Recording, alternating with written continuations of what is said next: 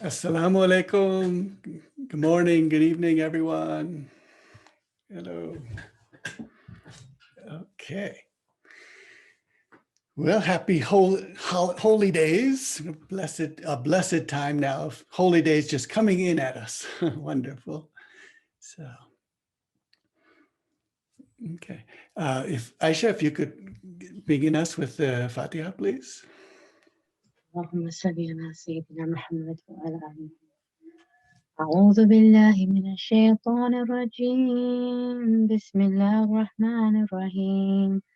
الحمد لله رب العالمين الرحمن الرحيم مالك يوم الدين إياك نعبد وإياك نستعين اهدنا الصراط المستقيم صراط الذين أنعمت عليهم غير المغضوب عليهم ولا الضالين.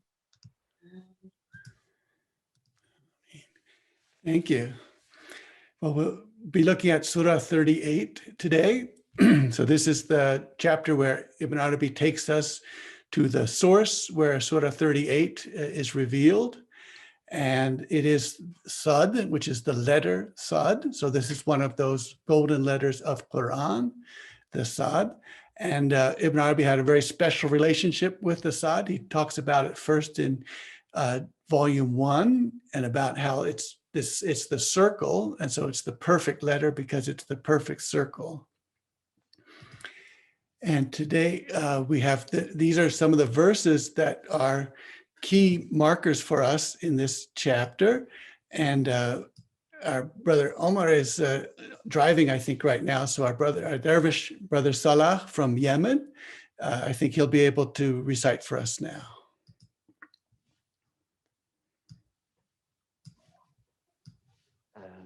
Bismillah ar-Rahman ar-Rahim. Do you hear me? Yep, this is good. Bismillah ar-Rahman ar-Rahim. Sad wal-Qur'ani dhikr. Sad by the renowned Quran.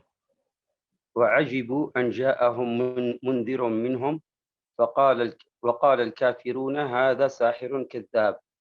And they marveled that a warner from among themselves had come unto them, and the disbelievers say, this is a wizard, a charlatan.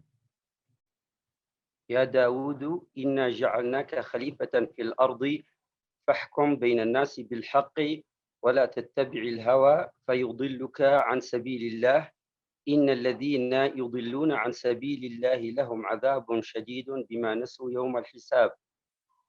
And it was said unto him, O David, lo, we have set thee as a viceroy in the earth. Therefore judge aright between mankind, and follow not desire that it beguile thee from the way of Allah. Lo, those who wander from the way of Allah have an awful doom, for as much as they forgot the day of reckoning. اركض برجلك هذا مغتسل بارد وشراب. And it was said unto him, strike the ground with thy foot. This spring is a cool bath and a refreshing drink. إذ قال ربك للملائكة إني خالق بشرا من طين. When thy Lord said to the angels, see, I'm creating a mortal of a clay. إن هو إلا ذكر للعالمين. This is no less than a message to all the worlds. وَلَتَعْلَمُنَّ نَبَأَهُ بَعْدَ حِينٍ. And you shall surely know its tiding after a while. Okay, thank you. So these are the signposts that we'll see along the way here. And this is a look at this manuscript page. This is from a manuscript from Aceh. I think it's in British Museum. And if you'll see, well, those ayah markers with those beautiful suns, but the first one here is the Sad, and you can see how they've drawn that. And the line on top of it, meaning that it's a long Sad. And so it's one of these golden letters. And just above, you'll see the Bismillahir Rahmanir Rahim. When you see that long B, the long line for the Ba, Bismillah, that's because the calligraphers are reminding us that inside every letter is the Aleph. And so the Aleph is actually inside this Ba. So it has to be a very long Ba, Bismillahir Rahmanir Rahim. And so the Aleph is in every letter and it's shaped differently. So you have an Aleph and then it shapes and takes on circular forms, angular forms, and so on. But each letter has the Aleph in it, just the way each number has the 1 in it. So Aleph and 1, each number has the 1 in it, and each letter has the Aleph in it.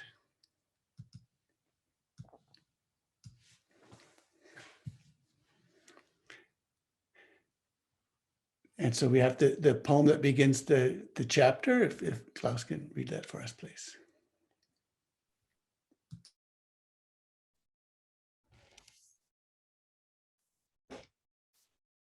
I was amazed at the one protected from error. Said to him was follow and not initiate or rule with what God sent down. How would you see the one protected from error ruling with his lower self, Havan, when there's revelation and verification? There's after all only who.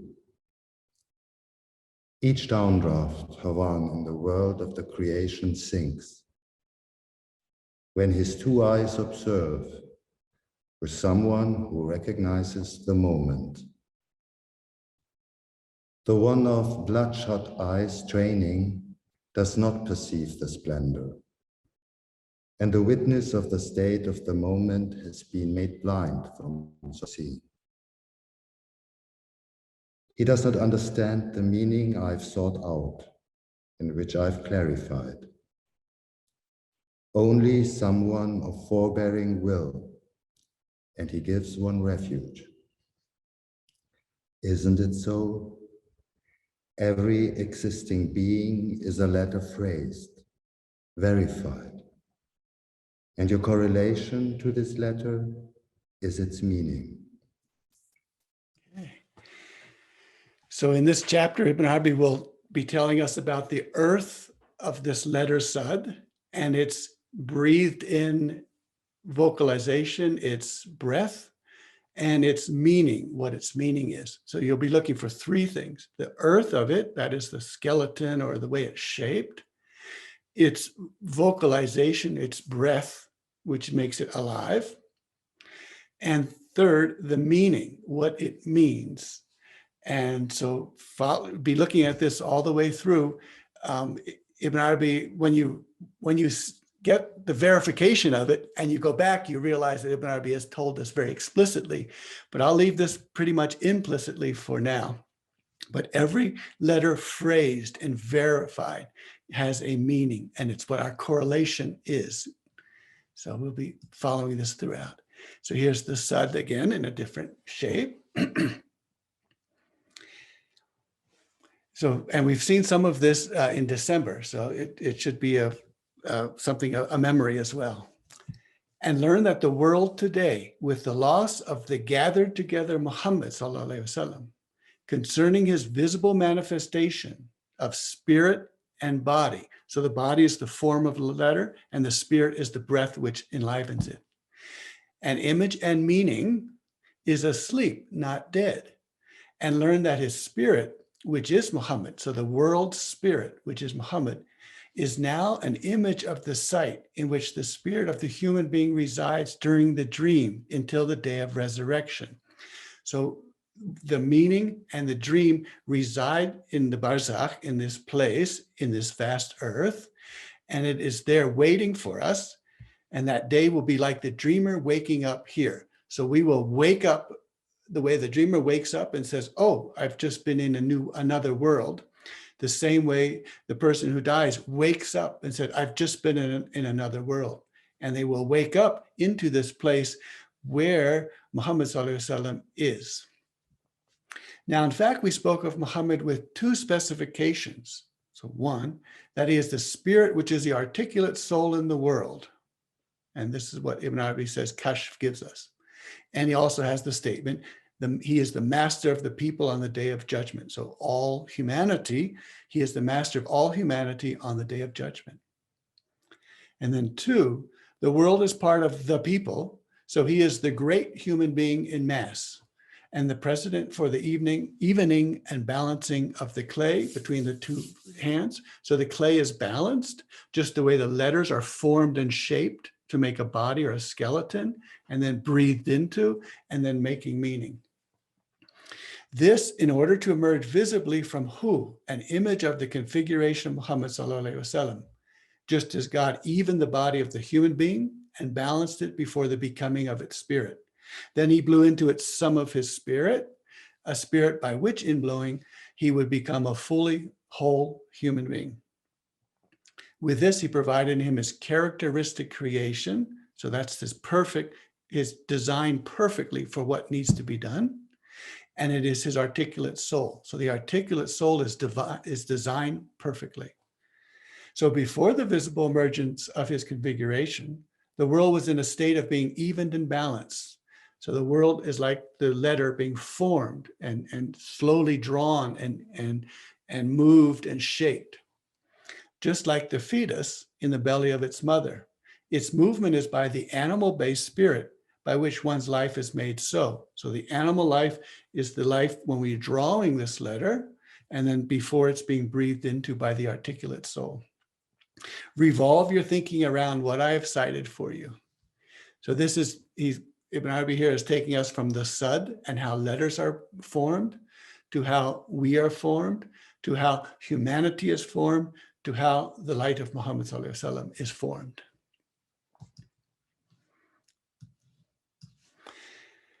And now we'll be looking at this idea of the projection. So where all of these things are taking place, what is the projection of the who?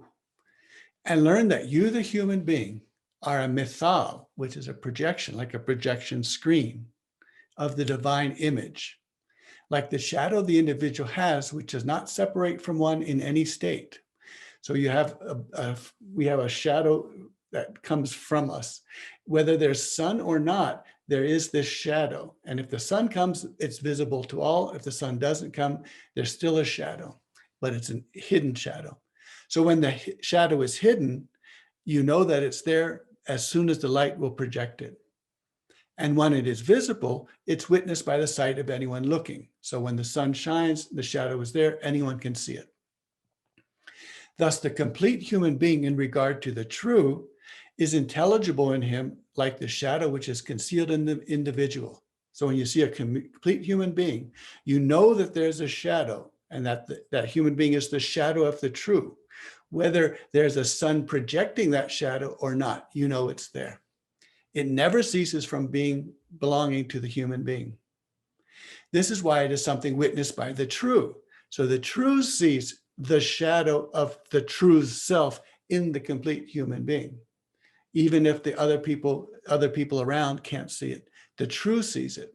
So if the true eye sees it, then that's what the true eye is seeing. The true eye is seeing itself, its divine self.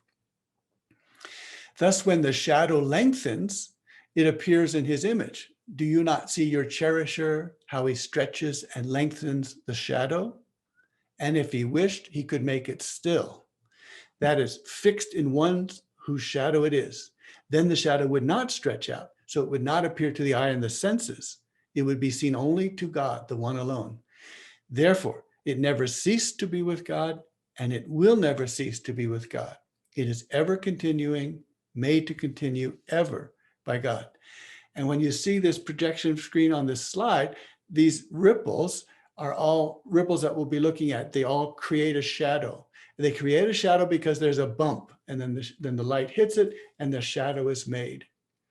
If this if these bumps, these ridges that we see here were flattened out. So imagine a cotton sheet that you rumple up and has all these ridges and bumps and mountains. And then you take that cotton sheet and flatten it out, pull it out. Then the light will be dispersed equally and evenly over the entire surface. So that's the imagery that we'll be looking at. Now, before we get completely to that image, we'll be looking more at this dream. So learn that this alighting place, that is the place where Surah 38, Sud, was revealed. This alighting place is one of oneness and lights. And God had me enter it twice. In this alighting place, I became light, just as he, sallallahu alaihi wasallam, said in his prayer, make me light. From this alighting place, I learned the criterion separating organic bodies from virtual bodies. So organic bodies are the ones that we see here. Virtual bodies are the ones that we see in dreams. So if I see you in a dream, I see you as a physical being, but that's for me a virtual body.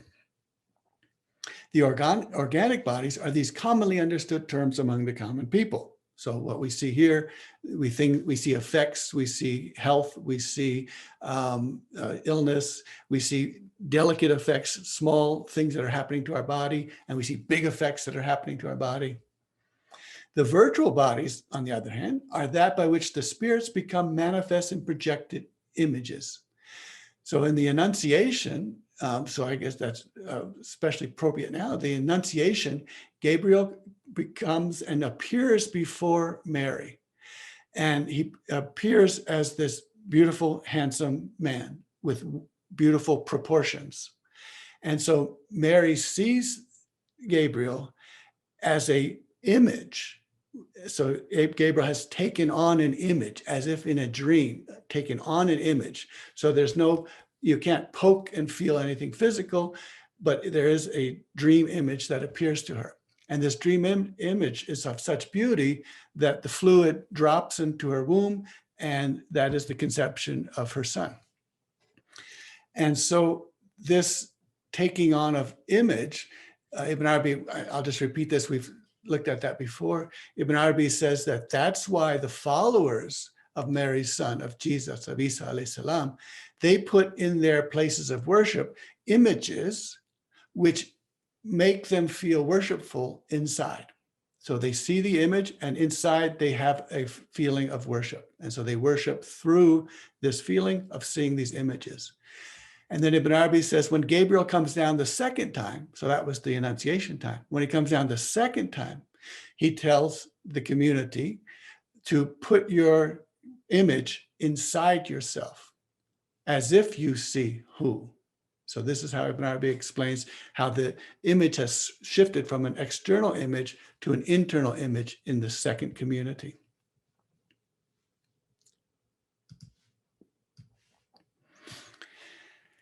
So we looked at those ridges there and how the light works. We'll now look at this, the imagery of the river, the water, the cup, the vessel. And the question then, when you have a vessel in the water, in what extent is the water in the vessel individual and separate from the rest of the water? It's the same water, but it has been individuated. So that's what we want to look at here. And so when I was given this alighting place in the year 591, I stood inside. There seemed to be something like water in a river. No image was differentiated, so just the undifferentiated water. No, it was water itself, nothing else, just the water. So then when there came to pass what came to pass in the Nals, water in a vessel became individuated from water in a jar, from water in a cup. So we have different vessels, different containers of this undifferentiated water. Inside, the shape of the cup appeared and its color. So there was a color and a shape of this undifferentiated water. Flush against it, the Nals gave descriptive property to the differentiated parts and the shapes with your, and this is so interesting, he's taking his vision and telling you that it's your vision, with your knowledge that it was the Ayn exactly in which no Ayn appears. So it was the entity exactly in which no individuated ayin or entity appears when it is in the river. However, the criterion for distinguishing the two images was in making a projected semblance that the water of the Niles and the river of the lighting places, when they were missing, they returned to the original light and the original river. And this is the way it is, as the matter truly is, if the vessel does not remain and if the lighting place does not remain. So if there is individuation which disappears, goes missing, then the river becomes its original undifferentiated self. And so people are these entities, these individuated selves, but they are shaping and coloring the water, which is itself undifferentiated. And so they make these differentiations of what is undifferentiated. And when these figures, you and me, when we go missing in our organic bodies, then everything returns back to the river. Now, this is where the projection screen takes us. So the Wayan Kulit of Indonesia and Malaysia and other places is this teaching of how the shadow play works and where we are in our dream worlds. So when God desires to preserve these rivers, flush against the differentiation they receive. So when he wants these individual cups and people and vessels to be there, he creates membrane-based bodies. So he takes the entity of the person that we saw on the other slide and puts that entity into a membrane-based Barzakh place, a shadow play place. In these, spirits are differentiated upon their fluctuation from these world-based bodies. So we're here and then we fluctuate and flux into this other world. And he creates for them in the hereafter world, nature-based organic bodies. So in the next configuration we will have physical organic bodies. They will not be the same as they are now, but they will be physical organic bodies. He fluctuates these spirits from the virtual membrane world to the organic bodies of the hereafter world configuration. So what is being built and designed and created in the other world, in this Barzakh world, is the bridge of life, which then will take on organic form in the next world. Thereafter, they never cease being so forever and ever. They never return to the first state, which was based on the single entity basis ever. Ibn Arabi says that what is created in the Barzakh never disappears. It always has life. It can be modified, it can be changed, but it can never disappear. So now consider what is most wondrous in this design of God, the one who made everything strong and perfect.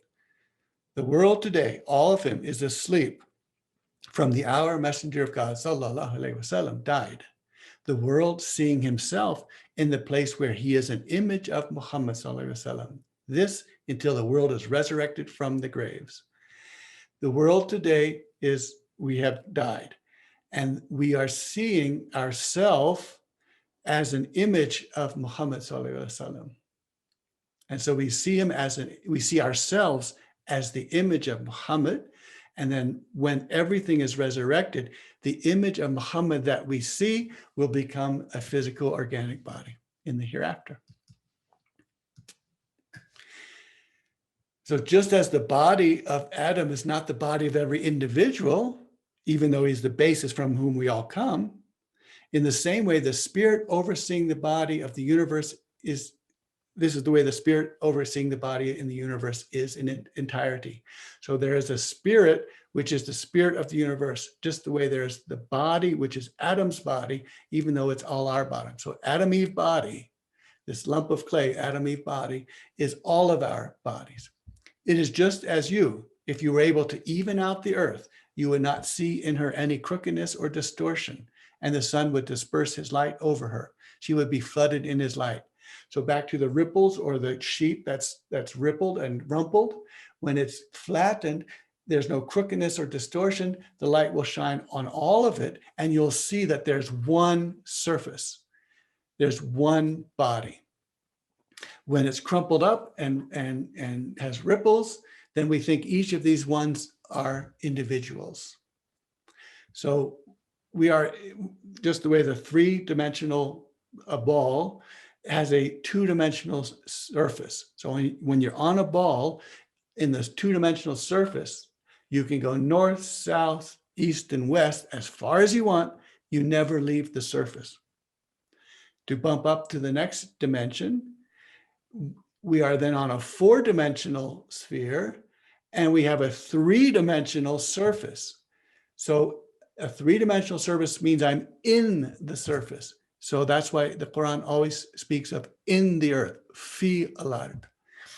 And so in this three-dimensional earth surface, I can move north, south, east, west, and never leave the surface. I can move up and down and never leave the surface. So I'm always in this surface. And so in this surface means that I am always in a fabric. And there's one fabric, and I am in that one fabric. And if I come up as a ripple, then you see me. If you come up as a ripple, I see you. But when the earth is flattened, we will then realize that we are all the same surface, the same earth. So when region and the lands appear, and the shadows of these standing individuals, you and me, first becomes apparent, the solar light becomes divided. So now you have some of the light and I have some of the light because we're individuated. When you cross the sun over as a lesson, from whom emerges visibly this light, or the light is the sun herself, in the place the light spread far and wide is herself, you say the spirits are a single spirit. And in fact, they differ according to the sight. Just as the lights are a single light, the property of difference is simply in the receptivity the sights have. So how big is the ripple?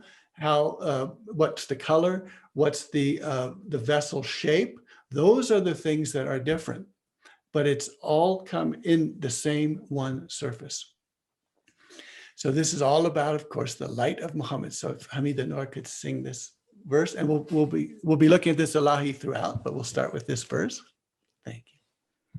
Nur Muhammad, Nur Muhammad, Nur Muhammad illallah, Nurun ala Nur, Nurun ala Nur, Allah Ali Muhammad.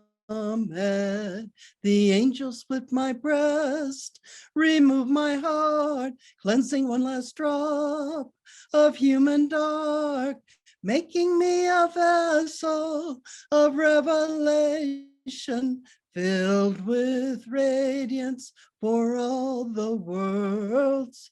Nur Muhammad, Nur Muhammad, Nur Muhammad illallah, Nurun ala Nur, Nurun ala Nur, Allah Ali Muhammad.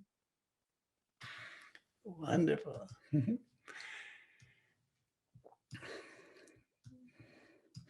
And so, of course, this is the fabric now. The slide is trying to show you the fabrics and the ripples of the fabric and how the light reflects onto these fabrics to make shadows. This fabric is flattened, and we'll see one light dispersed in one surface.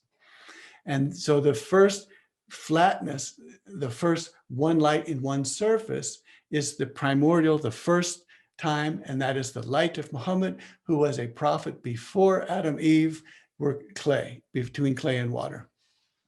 And so the first statement, the first utterance of this light was, there is no God but you. And then the response is, and you are my messenger. So now, as everything other than God is a body of the universe, so we have God and everything else is the body of the universe. And it is an all body based on image in the gem core of the intelligible particulate matter. It accepts and is always receptive to the divine spirit providing abundant benefit, because all of this is earth and it is receptive. And because all of this is the all body, which is the body of the light of Muhammad sallallahu alaihi wasallam, it is all receptive. The abundance never ceases, being continually unfolding and expanding, never specifically individuated. So the river is unfolding and expanding. The river is expanding and expanding, never being, no one can stop the river and say, here it is. This is the only thing there is. There is, after all, none to an individuated. The body of the universe is enlivened by this abundant unfolding. So as these ripples are unfolded and the rivers and the waters are unfolded and expanding, there is abundance and abundance and abundance. Now, just as the body of the universe embraces and enfolds all the ripples, you and me, in him, in the same way, his spirit, see, and he doesn't make this explicit because he's trying to help us understand these things. His, sallallahu alaihi wasallam, spirit embraces and enfolds all the individual spirits in him. So his spirit embraces all of us inside of him. So he is perfect humanity, holding and embracing all of us inside of him, just the way all of the ripples of and all of the vessels in the river are embraced by the river. So who is the one who created all of you from a single soul? And now we know who that soul is. From here, the one who says so says, indeed, the spirit is one entity in the individual kinds of human beings. And indeed, the spirit of Zaid is the spirit of Amr and the rest of the individuals of his kind. So that's something that people can say and will understand. And Sufis will know this, that your spirit and my spirit are the same. While this is true, the one of this argument has not verified for himself the actual image of this matter and who he, sallallahu alaihi wasallam, is. So it's one thing to understand that all of our souls come from one single soul. And it's another to understand who that soul is. That's how Ibn Arabi is easing us into understanding these things. And this one you'll remember from December. We're in the third part of the night. So we're in the third part of the night and we are getting goodness and knowings and complete recognitions in the most perfect of facets. And so he is radiating brilliantly in the sky of this world. So in the third part of the night, Rabb comes down to the sky of this world. So knowledge of the last ones of the mother community, that's us, is more complete than the knowledge of her middle and her first ones after the death of Muhammad sallallahu alaihi wasallam. Now, something of this wondrous body glimmered to the special ones of the first generation. So this first generation did see some of what we are seeing now. Well, this was to some of his special ones. So there are some of the special ones in the first generation. They could see what so many of us can now see.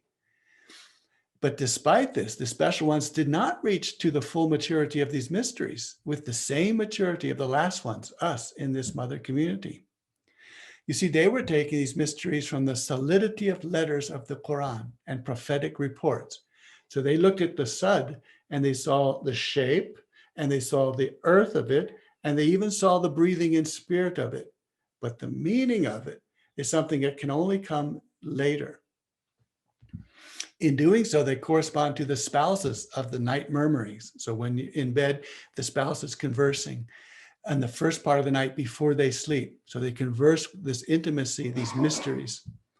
So when the time period of the third part of the night comes, and this is the time which we are in, and we are in this time until the rising of dawn, and the dawn rising of the day of arising and resurrection, and the day of calling forth resurrected and gathering, the true will shine radiantly in Tajalli during the third part of this night. It is our time. He will provide knowings and mysteries and recognitions in the heart by his Tajalli, what the letters of the reports cannot provide. So, and then the way Ibn Arabi explains why we are in another reason why we're in such a special position is that when a human being comes in front of us and starts saying, I'm a prophet, I'm a messenger, they have to have miracles for us to believe that person. And it's very difficult to believe that when he says, when he says, hello, my name is Muhammad, or my name is X, and I'm this, I'm that. And by the way, I'm about to give you a revelation. God says this. Well, it's very difficult because now God is talking. And so when you're next to the person, it's actually difficult to recognize that person, who that person is, if that person is a messenger. And so it is actually easier for us because we don't have to spend our energy saying, this person is a messenger. I've got to believe what he says. He's speaking from God. So we don't have to, struggle with that. We already know it's coming from God. Here's the Quran. We already know it's from God. And so we can read it and go into it without any of these difficulties. So that's one reason why we have such, advanced mysteries before us. So now when our time comes, we find the books written on pages, black ink on clear paper, reports transmitted, and we're receptive to them from the very beginning. We cannot repel this receptivity from ourselves. We already know. And so if God is giving us success, we will know that the power of the light of faith has provided all of this to us. We find no wavering and we demand no sign or no miracle and no proof of the authenticity of what we are finding written down in the Quran or transmitted in reports.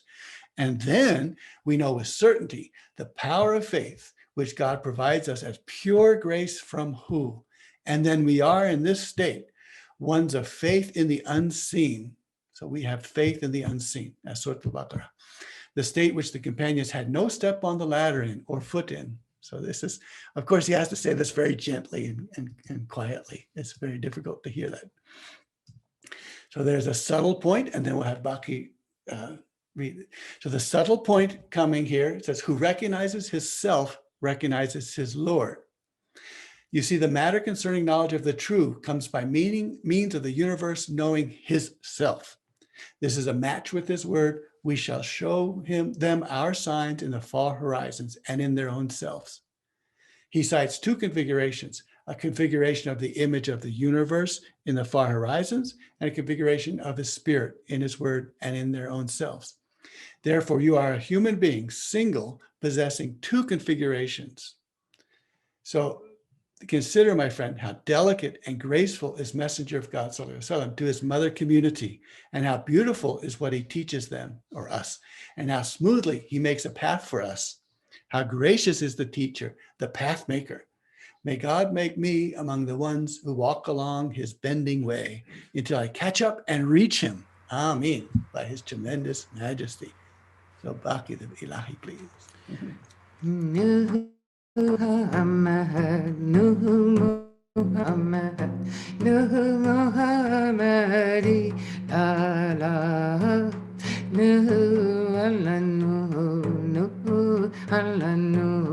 Allah, Ali Muhammad. Allah is the eye by which I see 18,000 words come forth from me, forever the prophet from eternity. For Adam was water and clay. No Muhammad, no Muhammad, no Muhammad, ilala, no Allah, no Allah, no Allah, Ali Muhammad, my Lord, the treasure, brilliant obscurity, longing to be known by my luminosity, forever the color of pure radiance before angel that calls the throne. No Muhammad, no Muhammad, no Muhammad, Allah, no Allah, no Allah, no Allah, Ali Muhammad. Thank you. So here's one of those other passages that just so beautifully shocking. So recognize, my friend, and boy, he just is talking to you. He's talking to me. You're a lighting place vis-a-vis this human being-based image of which Muhammad ﷺ is her spirit and her articulate soul. Are you one of her faculties or a sight for her faculties? And of the faculties, which one are you? Are you her sight or her hearing or her smelling or her grasping or her tasting? And yes, I have by God taught you which faculty of this image I am. All praise belongs to God for this. So he says, I've already told you who I am, what my sense is. And do not presume, my friend, that my being singled out based on this image with something that corresponds to the sensory faculty in the human being, actually in the animal, so the animals have these 5 senses, that this is a deficiency in me, a place lower than the spirit-based faculty. So the senses-based are the 5 ones that we know typically, and the spirit-based, or the other ones, are memory, imagination, fantasy, reflection, things like that. No, do not so presume. In fact, she is the fullest of faculties. These 5 physical senses are the fullest of faculties because she has the name the giver, Wahhab. You see, she is the one who gives the gift for the spirit-based faculty to function and operate. So your senses give the material, the raw material for your imagination and your memory and all of that to work with. So memory needs to have a physical sense that it can then remember. So it provides all of these things. This is why God says about the one among his creature he loves, when I love my creature, I become his hearing by which he hears and his sight by which he sights. He cites the form which are sensory. He says nothing about the spirit-based faculties at all, such as intellect. He does not lower himself to the level of the spirit-based faculties. Kind of feel like this is an opposite, huh? You see their position of one of dependence on the senses. So if you want to imagine a unicorn, you have to have the physical sight of a horse and a physical sight of a single horn, and then you put them together in the imagination. But that's where they start. That's what's given to them. The true will never descend to the position of one depending on another. So the true will never descend into the spirit-based faculties that we have. We'll always go to the sense-based faculties we have. The senses are dependence on God, not depending on others. So they're the first place. Therefore, he descends to one who is dependent on him, and he shares with no one. He provides the senses independence. So the senses are actually the khulafa in the true dimension in the earth of this configuration based on God. So khulafa, khalifa is singular, and khalif means min khalf, from behind whom. So the senses are the caliphs or the khalifas or the khulafas, from behind whom God sees, from behind whom God tastes, from behind whom God grasps, from behind whom God walks on feet, and all of that. So the senses are the khulafa. The senses are the one who are these vice regents of God. Okay, and so do you see how who characterizes itself as who, being hearing, sight, speaking, living, knowing, powering, desiring. All of these are adjectives having their effect in the sensory object, and human beings perceive by their senses these faculties established in them. And who does not describe itself as thinking with the intellect, nor reflecting, nor imagining, or none of these spirit-based faculties, only things that the senses have. Therefore, be alerted to what I'm calling your attention to, lest your dear heart be broken when I bring you down to the alighting place of the senses-based faculties, broken because the senses are mean and contemptible according to you, while the intellect is noble, or so you think. No, I am teaching you here that the high vantage point and nobility, all of it is in the senses, and that you are unaware of your affair and your true measure. So if you know yourself, you know your Lord. It is just as your Lord knows you and knows the universe by his knowing his own self, and you are his image. So inevitably, you will share with who in this knowing, and you will know who based on your knowing of yourself. So now, if you possess keen understanding, I have gestured to what the matter truly is.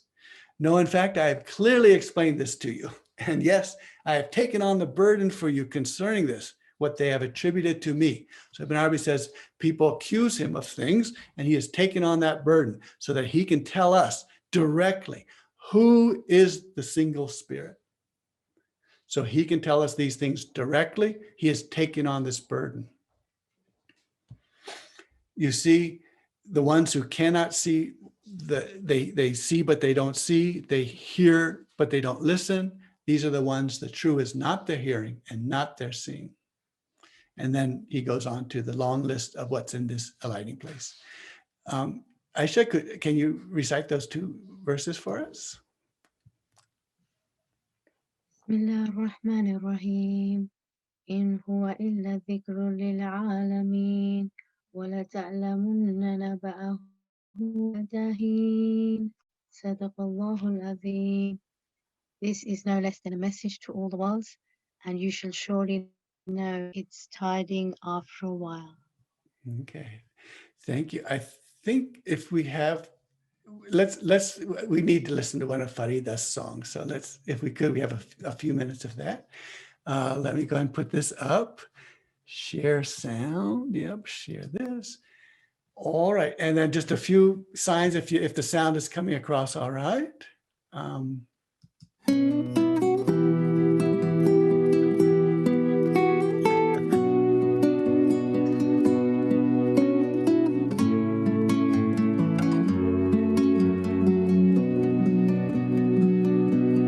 Nothing is said, nothing is heard, and my heart is dancing with the universe. Nothing is said, nothing is heard, and my heart is dancing with the universe.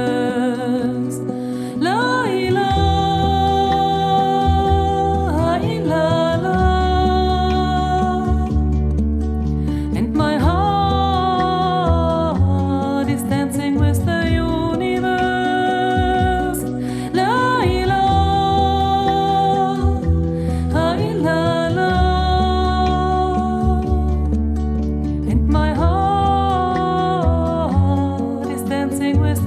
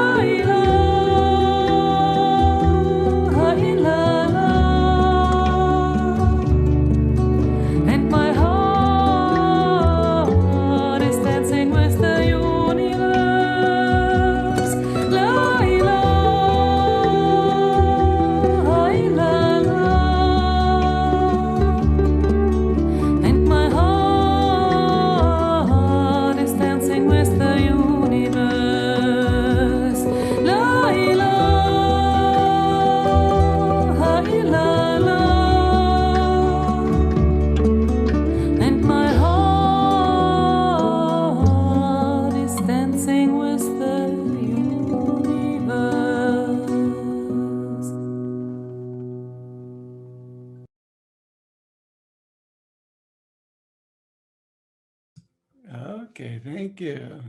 And thanks singers and reciters and poets. And Omar's back, I see. Welcome. I'm glad to see you back safe. Okay. So the first question is, early on, you talked about the shadow self. Does that have any relationship to auras, which it is possible to, if your eyes are open to that? Right. Yeah, and that's an example of that it's there intelligibly. You know there is this aura. You don't always see it, or other people don't always see it. So yeah, that's what we're looking at. It's the way when the light blocking gets hit by the light, projected light, there's a glow that takes place, not just the shadow of the puppet, but also the glow surrounding it. So it's depends on the impact of that light projection onto the body will then create something, which some can see, some can't see. Right. Okay.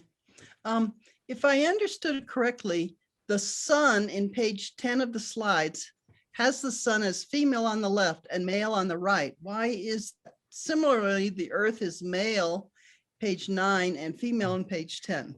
No, let's see. I would have to pull it. No, if there's an M, that the right before it, that noun is gendered that way. So universe and world is M, masculine. The sun is feminine. There's only one place where the sun becomes masculine, but not here. So the sun is feminine, and the earth is feminine, and the world is masculine, and the world and universe and cosmos masculine. But yeah, you have to keep an eye on the noun, and then the M or the F is the gender of that noun. Good. And Omar gave us for Farida for her songs. She's on SoundCloud, and so Omar has given us the link for that. Thank you. And Omar would like to ask the question out loud. Thank you, Hamida. Thank you, Shuaib. Very existential session today. When the body configuration ceases to be, and so we go back to the river, our entity goes back into the river. It is preserved, you said, from getting lost. The configuration is preserved because Allah creates a membrane. Can you say to preserve it?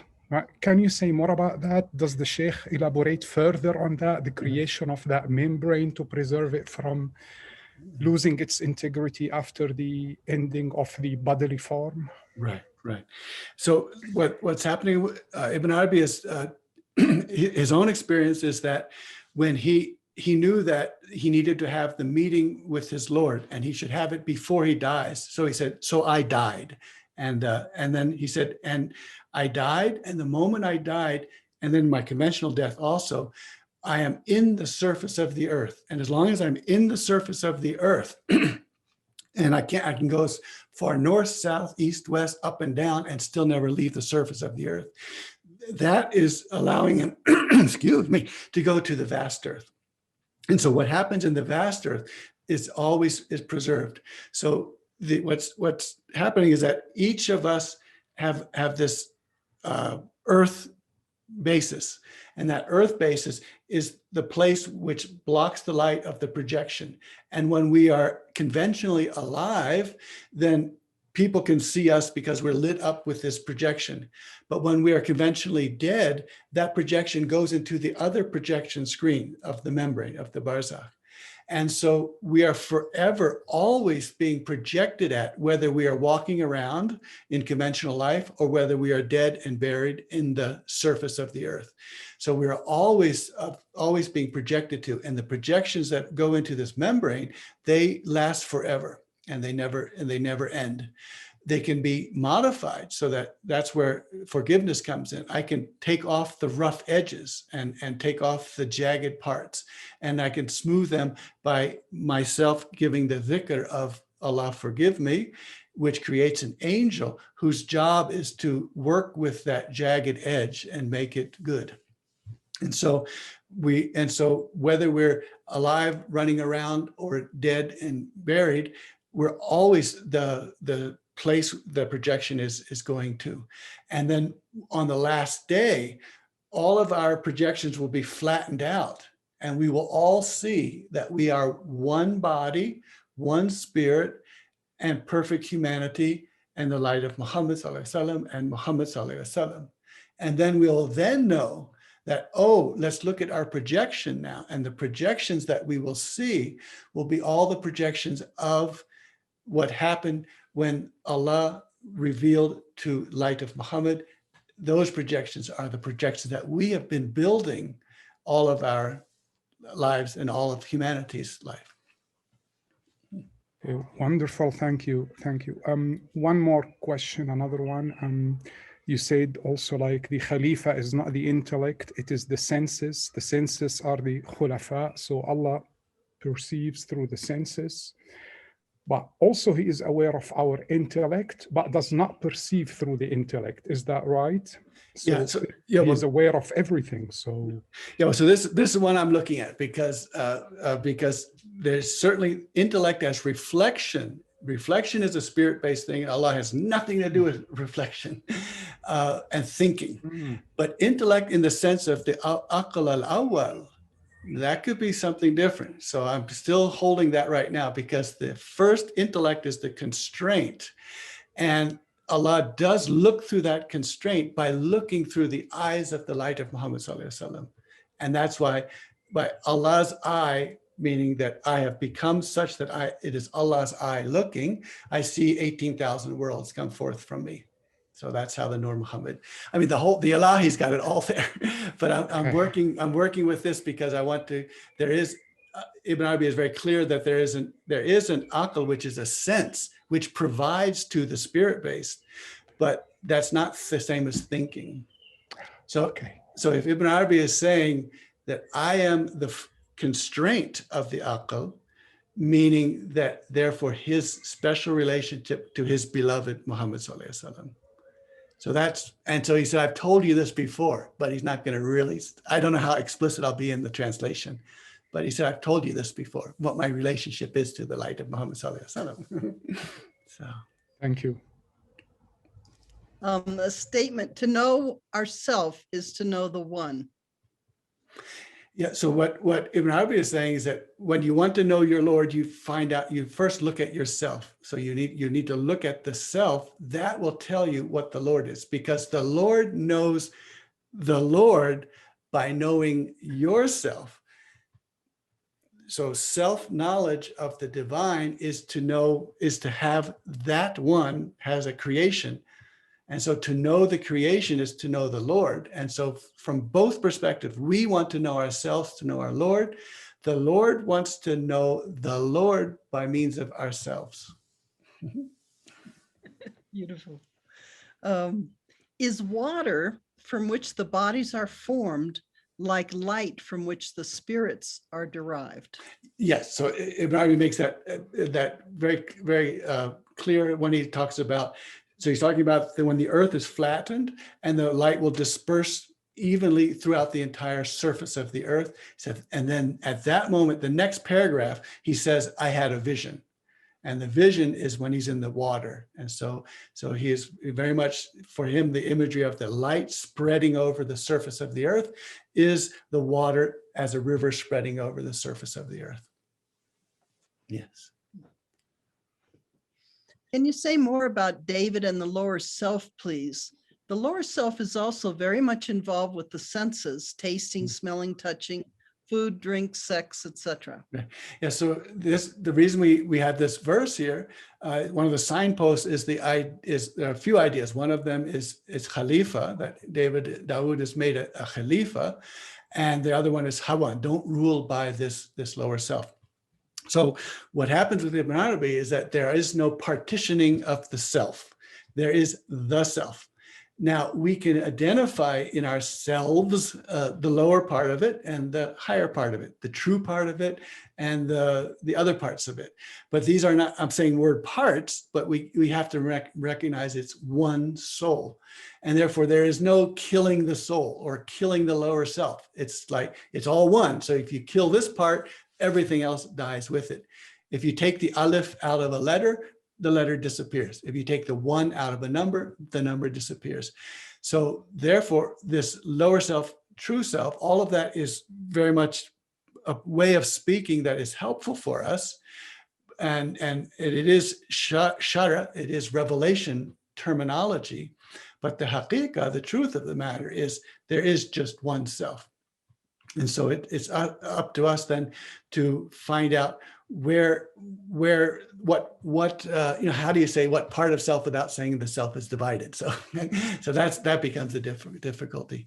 But these senses that Ibn Arabi is saying that we Sufis and the rest and his contemporaries and his person who's asking the question think that senses are mean and contemptible and low and base and vile and all of those kinds of things. And Ibn Arabi says, I don't want to break your heart, but that isn't the way it is. The senses are the most noble, the most beautiful, because they're the only ones that haqq will go into. And haqq will not go into your reflection or thinking or any of those other silly things.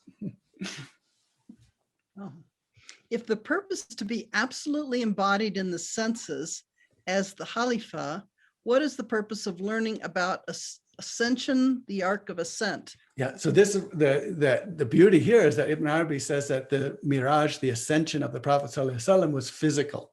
And so it was a physical ascension, and so with his senses. So when he says, I saw these things, he says he saw them physically. So these are not the imaginal seeing, this is the physical. And he said after that, he had many ascensions which are virtual, like dream ascensions. And he says, we have many ascensions which are virtual and dreamlike. But that one ascension was physical. And he said there are two ways you know that. One is that he felt alone. And he says, when you are in a virtual world, you never feel alone. But when you're in a physical world, you can't feel I'm apart from others. And so he heard the voice of Abu Bakr. And then the second one is that we know it's physical because he was given Sharia then, which is how that prayer would be 5 times prayer, and that's Sharia. So you can't get Sharia and revelation. You can't get Sharia through this dream. You can only get it physically. And that's why we can dream and get revelation, but we can never get Sharia. So there can be multiple projections of the same at different time periods as they last forever in the Barzakh? That's it. I was exploring that in Vienna with I call it the 10 worlds. If you take a 5-dimensional body and you project light into that 5-dimensional body, it projects 10 volumes. So one projection goes into 10 volume screens. So it's like you're in a multiplex with one camera, one film projector. One film projector comes and 10 volumes are filled with the projection. And so that's why Ibn Abbas says there are 7 worlds and there are 14 Kaabas, and there is in each of these worlds with these 14 Kaabas, there is one Ibn Abbas, there is me. So that's why you have the doppelganger, the feeling that you have a twin or a triplet or a quadruplet or a 10 triplet, that because you are right now being projected into at least 10 volumes. And when you go to the dream, you might go there, someone else might go there and say, I saw you in a dream and you were dressed in a blue jacket. And you'll say, I had the dream where I was dressed in a blue jacket. That could be world number 8. And you met in world number 8. So that's how one projection to one carbon-based, earth-based reality or entity moves off into at least 10 volumes or worlds. Let's not wait for the earth to be flat. Let's realize our true self, true being before that. Yeah. So yeah, the earth, when the time comes, the time will come. But yes, we can have the resurrection. We can die before we die. All of these things. And Ibn Arabi was very much impatient for that. And he said, I want to see this now. So he said, I died. And so he went into some kind of death. And he said, now I'm in the position where we all will be when we die, which we are grounded in Mother Earth and we are flying around all of these other realms. Oh. So when it was said which Adam, it was part of the multiple projections? Yes, well, so this whole Adam, Eve, and then humanity, the earth flattening and all of these things, all of that is actually circular. And so which of the 1,000 atoms are you talking about is the question that Idris poses to Ibn Arabi. So, which of the 1,000 atoms are we talking about right now? And so so atom, there are worlds, and all of them are revolving and orbiting. I'm still, very much exploring all of this, because it gets you a little bit paranoid. Say, what are my other 9 selves up to? And I have no idea. So it is something to find out more about. So that's certainly on my list of things I need to ask Ibn Arabi to clarify. Does love we project from the heart in prayer, in healing for people, emerge from the senses? Yeah, so if it heals, it can heal organically or virtually. So Jism is the organic and Jasad is the virtual, and both can be, but even the virtual one has a sensory background. So if I say, I saw light coming from me and going to someone else, and someone was healing me with this warm light, it's still visual, and it's still sight, and it's still light that came from the senses, even though I might be experiencing it in the virtual realm. So that's why the senses are the most noble, because they are the ones who are independent, and they are the only ones that Allah will work through. And so they are the basis. So even in a virtual healing, if I have a dream and someone heals me in a dream, even that is based on the senses. Surely an experience of mirage in the imagination is God entering into our imaginative faculty? When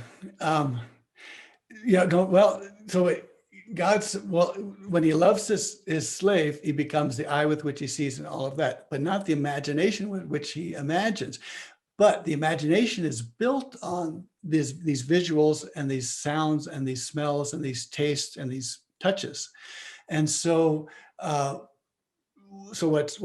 is happening is that the imaginative faculty is taking from all of the data that the senses are giving.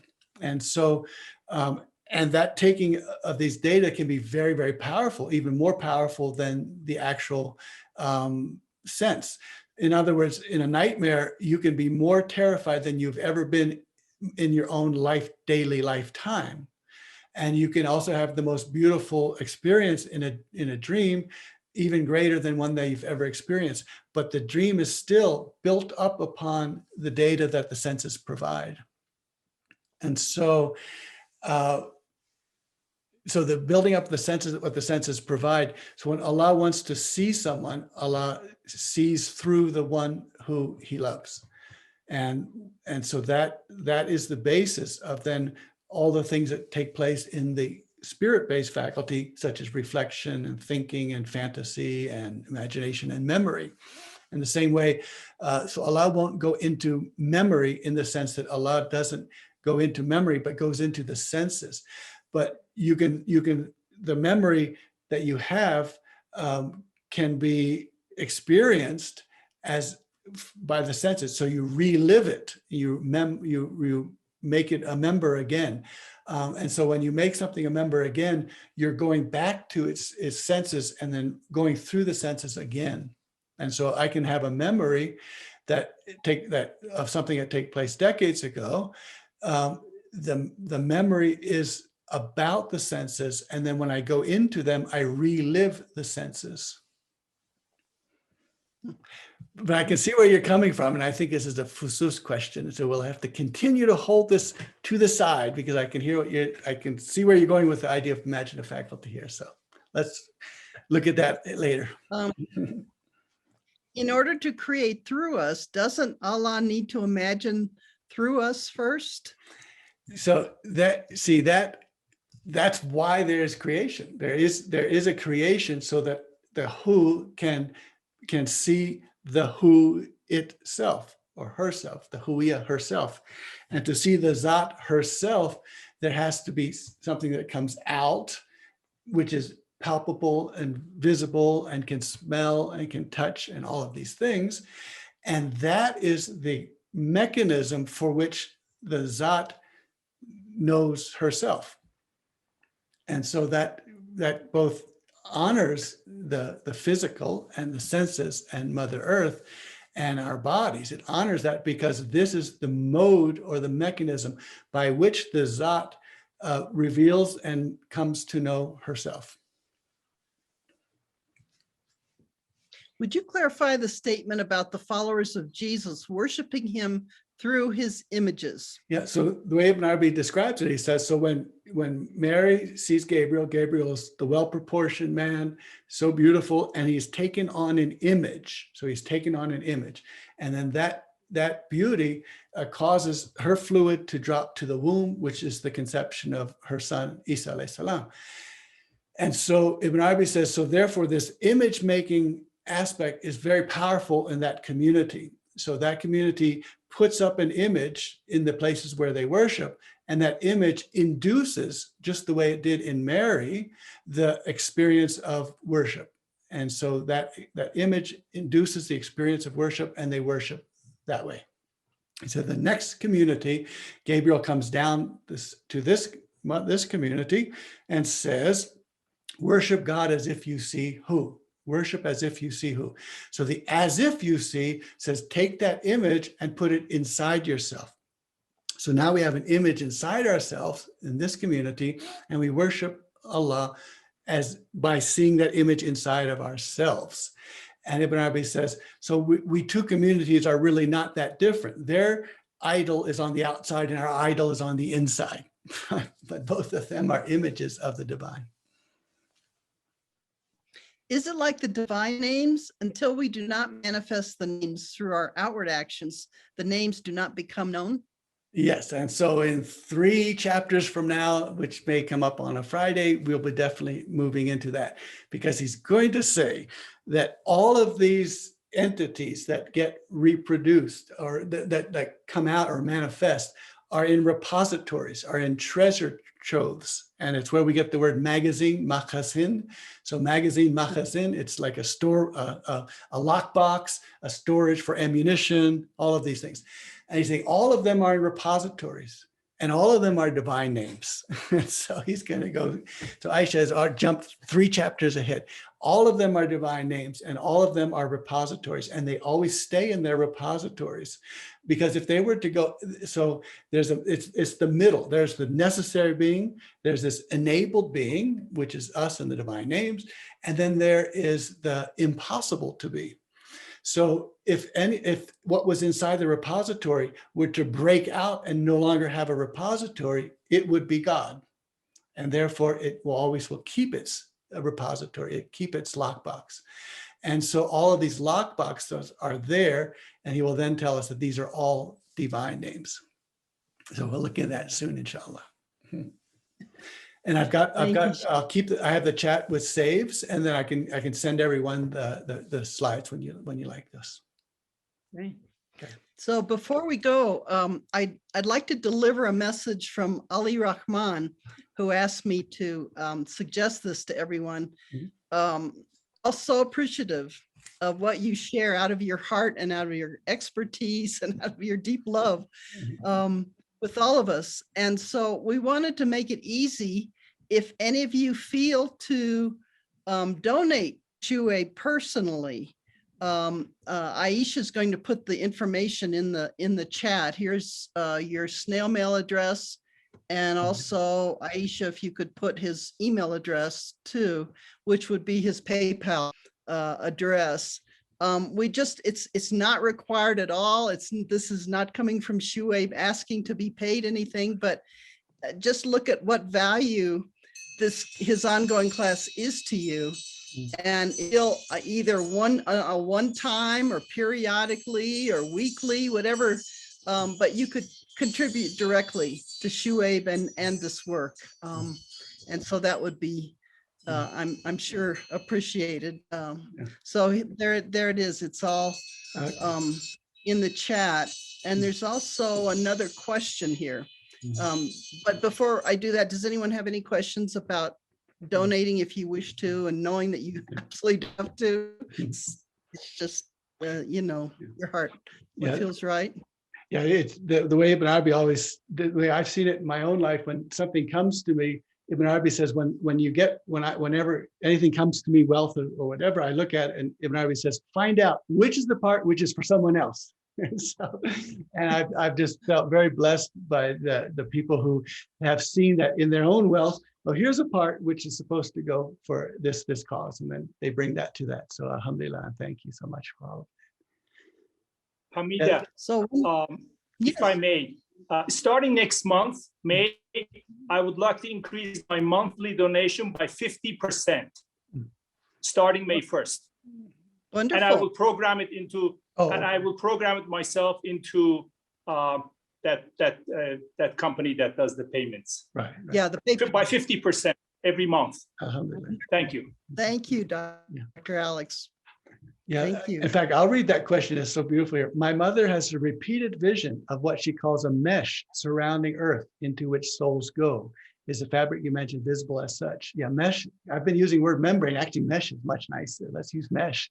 The idea of so we are here, and then surrounding us everywhere we are is this mesh, is this barzakh. And that's where our dreams, that's where we go in the dream, and that's where we go after death. So we go there in dreams, so that because in the Quran we read that when we dream, Allah takes the soul out, and then if the person is to continue living, the soul is put back in. If the person is not to continue living, the soul stays out. And so if we go back to the surface, a two-dimensional surface. If I'm on a two-dimensional surface, I can go north, south, east, and west as far as I want, and never leave the surface. But up and down, there's also something around me. So I can say that above me on this surface, there is another dimension, and I can't feel that.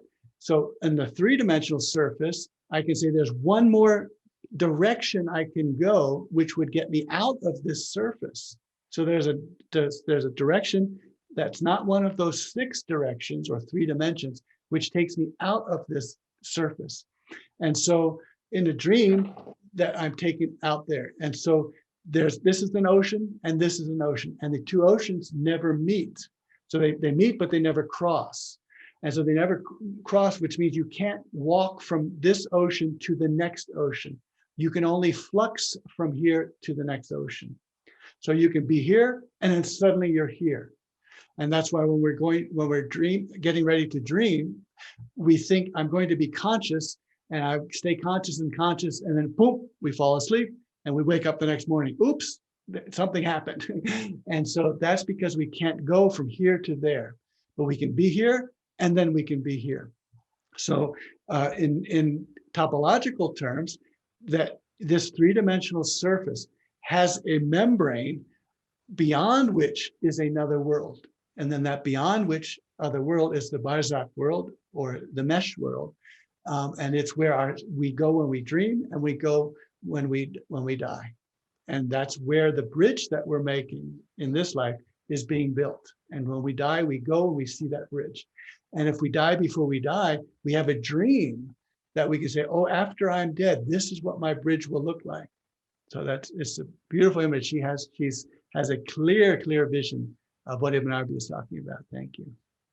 Now, Shuaib, a question though. Yes, aren't the oceans joined together in a single drop of water? Well, the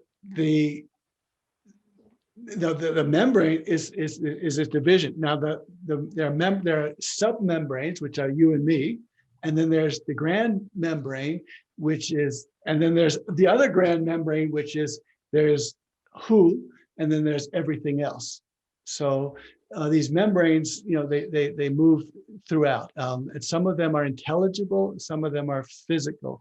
The 2 ocean membrane, that's a physical one, because that's a topological, a surface-based description of what is there.